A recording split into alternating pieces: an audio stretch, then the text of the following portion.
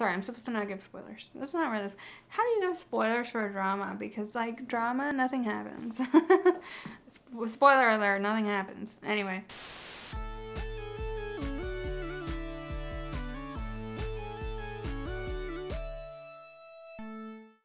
Hello and welcome back to the Miscellaneous channel where we do miscellaneous things. I'm Zeleny. I typically cover TV, pop culture, internet trends, and other miscellaneous things on this channel, so subscribe if that's your vibe. Within that TV is included movies, so today I'm going to be talking about a movie. It's a bit of a serious movie, a heavy drama, not something I usually cover, but at the same time, I watched this movie this weekend and I had some thoughts about it and I just wanted to discuss it or recommend it if you might be interested in this type of movie. So this movie is called The Fallout and it is now available on HBO Max. It was at the end of January that it came on the streaming platform, but it did come out during South by Southwest last year in March of 2021. I live in Austin, so I'm been kind of aware of South by Southwest while I've lived in Austin, but I didn't know 2021 had a South by Southwest. So I'm not sure how people that watched South by Southwest films, because that's always my favorite part of South by Southwest is the film part and watching movies when I have had a pass. So anyway, The Fallout premiered there and it did win the Grand Jury Prize for Best Narrative. I actually didn't know all that. I thought it was a new movie on HBO. If you want to go straight into my discussion about the movie, you can skip ahead to the discussion section, which I will put down below the timestamp of that. If you haven't watched The Fallout, is The Fallout worth watching? It depends. If you like drama, then it's a great movie. It's a very kind of like a critically acclaimed style of movie rather than a teen movie or comedy. It is a drama and it is about a very real status of the US as a country, and the movie is about a school shooting and the aftermath of that, so that's why it's called The Fallout. I mentioned this early because it sort of tells you what kind of movie it's going to be, but it is a very kind of like trying to be very grounded and realistic into like the Gen Z experience. If you're also curious sort of about that and kind of a more realistic portrayal of a Gen Z kid or teens, I think it's a really great movie. I think the acting is really great on it, and I do recommend it if you are ready and in the headspace for something a little heavier, though it does have its comedic moments and it's not all like doom and gloom. It's very much about like people recovering after trauma and the different ways that that can happen. So yeah, I think it's worth watching. I think it's an important commentary on our society nowadays. It's exploring the apathy that students feel nowadays, and it doesn't incorporate COVID stuff at all, which is a whole other can of worms. It was written and all that pre-COVID, but I'm sure a lot of kids will relate to the feelings of the characters, and it's just a very real teen drama. It's not like a teen soap opera or teen comedy, rom-com.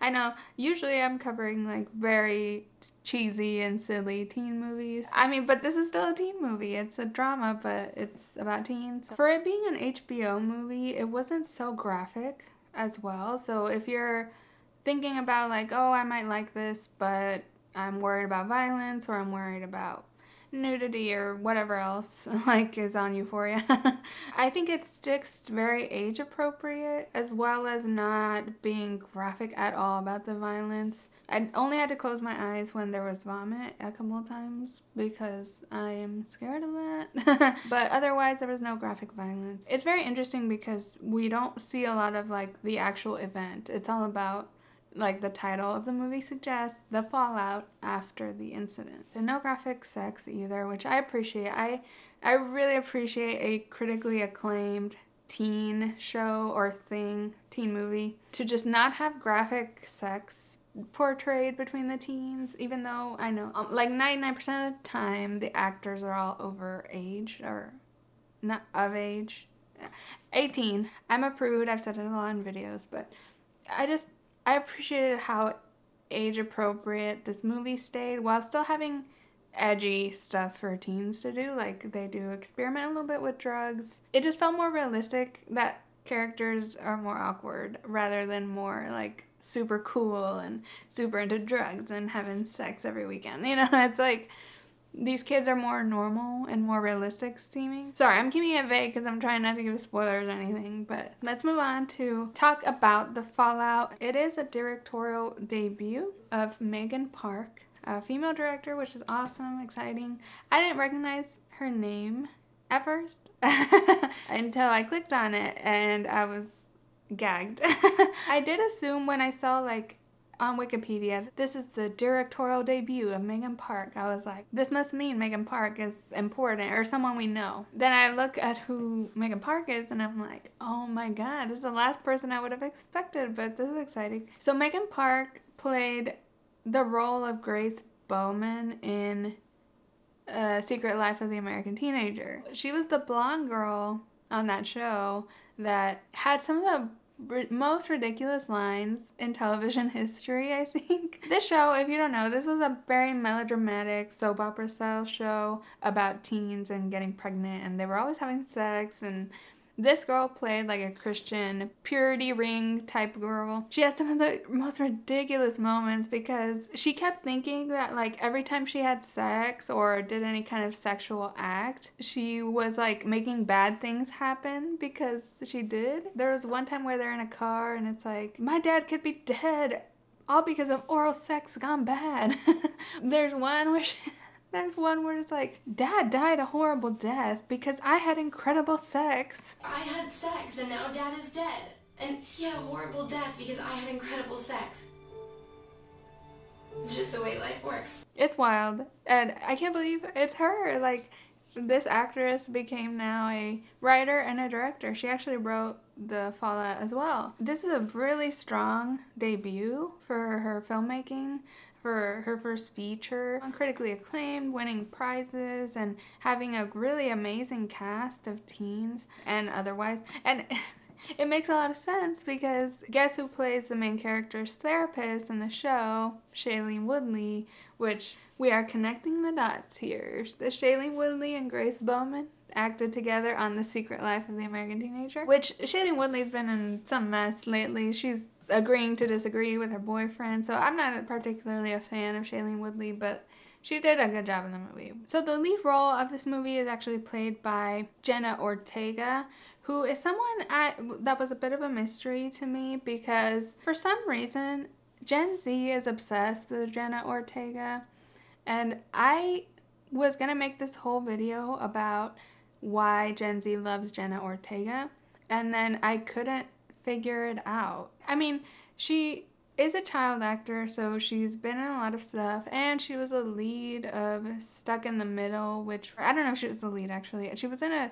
Disney Channel show from 2016 to 2018, and then from there transitioned into her mainstream role she's doing now. She was in the Scream movie that just came out this month as well. I think 2022 is going to be a huge year for Jenna Ortega, and she's just kind of getting starting the year strong with 2 huge releases in January. I know it sounds random that like I was trying to research why people love this girl. It's like, well, obviously she's an actress and a person with a big platform, and so it makes sense she has a big fan base, but like y'all don't understand. Like, I was watching an interview about the fallout with the entire cast and Megan Park, the director. I'll link it below if you want. But it was apparently this panel after the movie debuted, and I think it was streamed live on YouTube because when you click on the video, you see the live chat happening as you play. The entire chat on this 30-minute interview is just standing Jenna Ortega the entire time. They're like, I'm here for Jenna. I'm just here for Jenna. Where's Jenna? And where can I see this movie? And Jenna, you're amazing. Everyone's just like spamming love for Jenna. And I'm just like, you know, there's other famous people on this cast. Like, they're not talking about the movie, that's for sure. They're literally just saying, I'm here for Jenna. I couldn't find a straight answer for it. but I just think she resonates with Gen Z a lot. She is politically active and likes to speak out about social justice issues too. She's an advocate for the LGBT community, and she kind of dislikes social media, which I think makes her even cooler and people more obsessed with her on social media. In summer of 2021, she was announced that she would be playing Wednesday Addams in Netflix reboot of the Addams Family thing. I don't know what it is exactly. I had forgotten about that until I started researching, and I was like, oh my god, this makes sense. She has the perfect look for it. I don't know, she makes a lot of sense for that role. And were the Addams Family like Mexican? I heard that was a thing, but I never watched it, so I don't know. But anyway, so Jenna Ortega is going to be Wednesday Addams. I think that's when like major interest happened with her. Unless, if you're a Jenna Ortega fan, please let me know your reasoning in the comments below. Not that you should have a big reason. When did it start? Because I couldn't find a straight answer. She just has an intense fan base from what I can see. So she's the lead in this movie. It's like her first lead role. It's a very complex role, and she did an amazing job. So like, this was really her breakout. Yeah, the critics kept saying it was her breakout performance, which means it's like her kind of big debut into like serious acting, and she did amazing. She was the lead, she played Veda. And then also in the cast was Maddie Ziegler, who plays a unlikely friend to Veda, to Jenna's character. Maddie Ziegler, someone I've watched grow up while I grew up on Dance Moms. I was an avid watcher of Dance Moms. I'm sure you're very surprised. It's just wild because back in the Dance Moms days, Abby was always saying like, oh, Maddie's gonna be a star, Maddie's gonna blah, blah, blah. She's perfect, she's beautiful, she's Linda Evangelista, but she actually was in the end. And it's weird how it's all like full circle because, well, not full circle, but Sia found her through Dance Moms because Sia was a fan of trashy reality TV, and that's how she found Maddie, and then Maddie became Sia's like avatar in her music videos. And then it got weird, yes, with the music movie, which I don't blame Maddie at all for that. I blame Sia. It feels like now at least Maddie has kind of come into her own, and this role I think is an important one for her. I think it really brought out like real acting, and she played a character, and it was cool to see her like so mature and playing like a real serious role. And it just feels weird that I just have seen her so much. It's weird. I don't know how to explain it, but it was cool to see her. That was the main cast. I think Julie Bowen played Jenna Ortega's mom, but I don't know that much about Julie Bowen. I think she was on Modern Family. And then I didn't know the rest of the cast, but I really, really loved them. Niles Hitch played another kid in the high school, and then Ropp played Jenna's friend and best friend at the beginning of the movie, and they sort of have difficulty. Sorry, I'm supposed to not give spoilers. That's not really. How do you give spoilers for a drama? Because like drama, nothing happens. Spoiler alert, nothing happens. Anyway, nothing, as in just emotions happen, you know what I mean? Someone that was a really big standout for me was the little sister, played by Lumi Pollack. Like, what a little star. And she's just, she's so adorable. She really won me over. Oh, and a big thing about this movie that's like cool and hip, I didn't realize until later because I'm not a big fan of this person, but the whole score was composed by Phineas, Billie Eilish's Phineas, who is a very talented producer and produces with Billie Eilish, and they're a whole duo, and his own music and also movies, I guess. So that's cool. It's very hip, and it feels very like in tune with Gen Z. So let's go ahead and discuss the movie itself. So the general plot of The Fallout is at the very beginning of the movie, we're following our main character, Veda. We see her family, her little sister Amelia. She has a very close relationship with her, and she has her parents. They're a suburban kind of family. Veda goes to school and gets an urgent text from her little sister to call her, and Veda's in class and she decides to go to the bathroom to call her sister. She thinks it's an emergency, and then she calls her sister, and the sister's like, I got my first period, help me.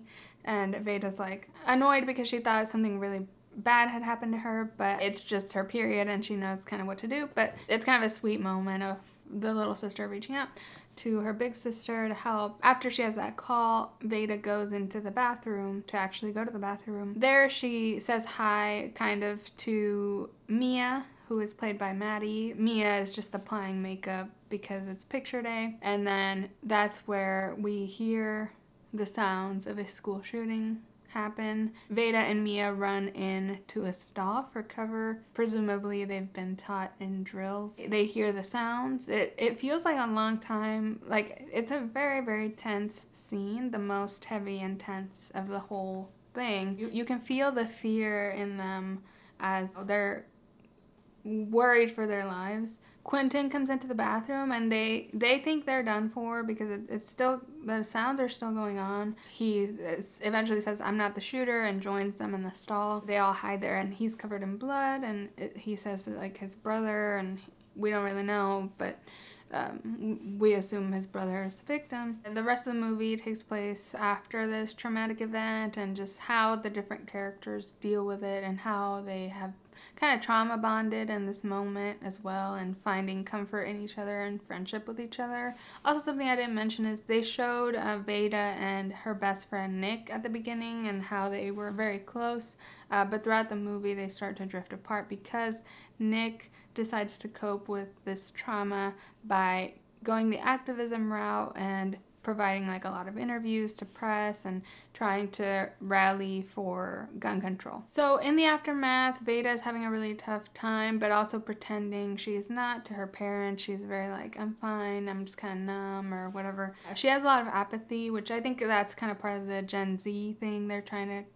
to come across, and also like a very possible response to trauma like this. The only person she kind of goes to and feels like kind of good around and comfortable around is Mia. She ends up going to Mia's house and finds out that her parents are always traveling and gone. So Veda starts coming over more and more, and they become friends, and it's kind of weird because it's like they're alone in the house and they're also drinking like every time. Like Mia, her parents are very trusting of her, so she has like access to wine and weed and stuff. Must be nice. So yeah, I mean, the rest of the movie, like I said, it's a drama, so like nothing happens. Like it feels rude to say that, but it's not, you know what I mean. It's not that nothing happens. It's like we're here for the emotion and the journey, the emotional journey. Veda becomes very distant from her family because she's just annoyed at how they're treating her, and also like they just don't understand, and she's moving very slow. She's also frustrated that like she doesn't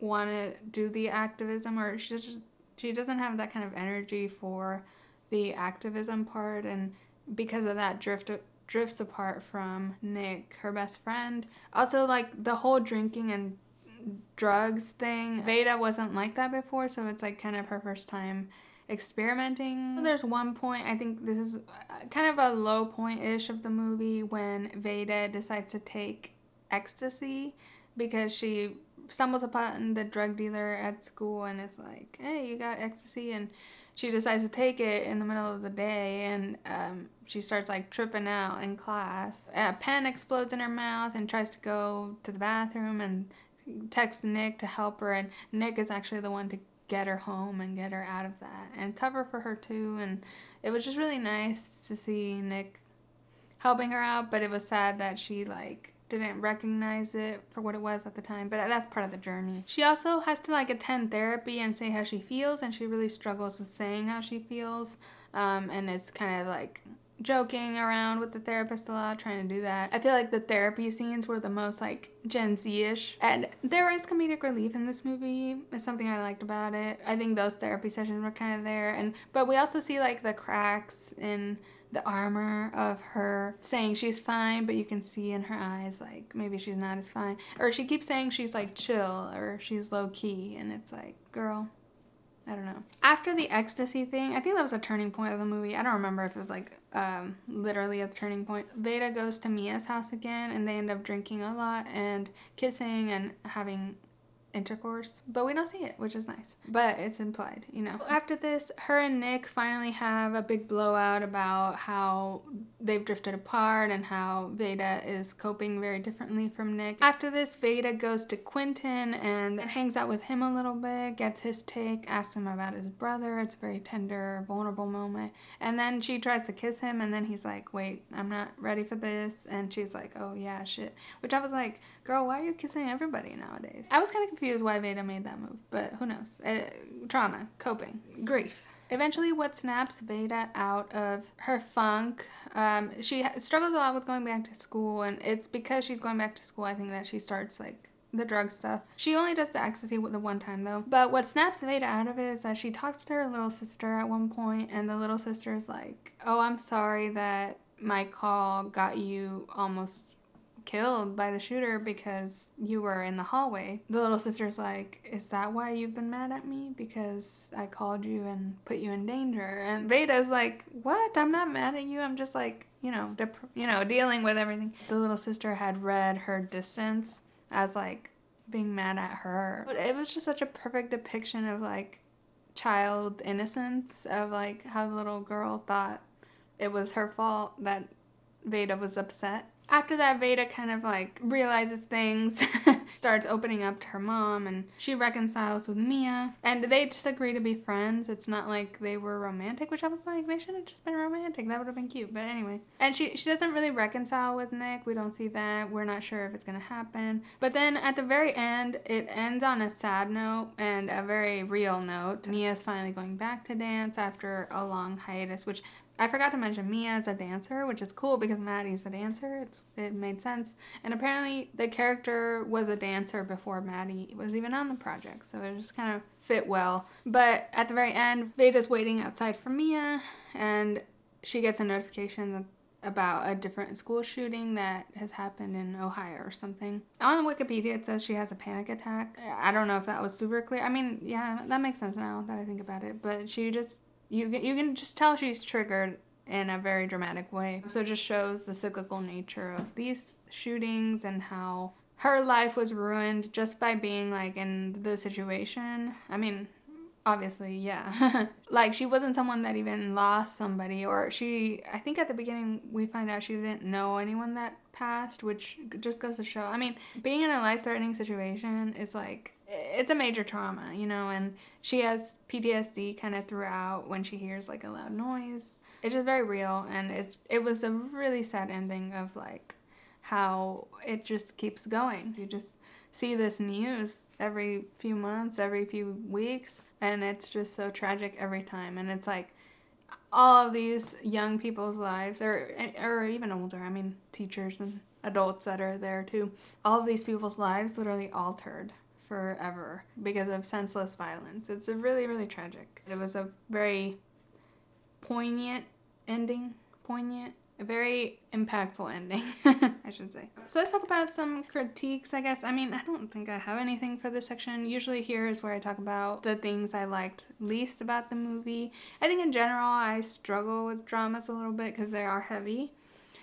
But this one was pretty good. I mean, I think it kept the drama real. It wasn't like gratuitous like pain and trauma. It was like trying to approach it in like a realistic way, and I think that made it relatable despite it being a very specific incident that happened to these characters. Sorry, I'm just supposed to be the critiques. Let me just skip to the positives and the stuff I did like. I've mentioned them a lot throughout the video. I think I loved the acting. I think they did good, especially with young people. It can be very hard to get great acting out of them, but it was a serious movie, and the actors seemed to have a good relationship with Megan Park, the director, who also understands the acting perspective because she was an actress. So it felt like the director knew how to bring it out of them. Also, apparently some of the scenes were improv in order to get some realism for how young people actually talk. Apparently the entire weed grinding scene was improvised, and it was a very awkward moment where they're like smoking weed for the first time and rolling a joint and stuff. They're making very awkward conversation while they do it. Also, the little girl, Lumi, the little actress, oh, she was so cute. I loved her. Her role was my favorite. I think because she was the comedic relief. I feel very like uncomfortable with drama movies. So the character that's the comedic relief, I feel like, okay, that's my character. That's my safe person. It's funny because I feel like this character of Amelia, it shows another side to Gen Z that we don't see portrayed that much. Like, so often we see like Gen Z portrayed as very apathetic, very like cool. Like, Gen Z is cool. They don't care about anything and they dress funky and it's like ugly but fashion, and it's things like that. Gen Z is generally portrayed as cool. Amelia is younger, so she's the type of kid that's like obsessed with the influencers and wants to be an influencer and like thinks beauty and makeup is cool. Most Gen Zs are always portrayed as like hating everything and hating trends and don't care about the mainstream, just care about dinosaur chicken nuggets or whatever. This little girl is like a content creator herself. She's making slime. She is doing TikTok dances, which the entire TikTok dancing scene, Megan Park asked her if she was on TikTok and if she did TikTok dances, and she was like, yeah, and she actually made one, and the girl actually posted the TikTok from the movie that she's doing in the background in this really sad, emotional, like, texting moment. It's so funny and it's so real, and it is because it is. The actress actually does TikTok dances. She was just a star. Like, I'm hoping the best for Lumi. This girl is going places, I think. She also had vulnerable moments. She wasn't like too cool for school. She called about the period. Like, that's what I mean about like not showing a different Gen Z that isn't too cool for school and is just like likes very regular things and mainstream things. And I think because she is so young, the character isn't at that teen stage where stuff isn't cool anymore. This little girl, I think, is still Gen Z. She's not the iPad kids yet. So yeah, overall, really great film. I enjoyed it. I mean, it's hard to say too much.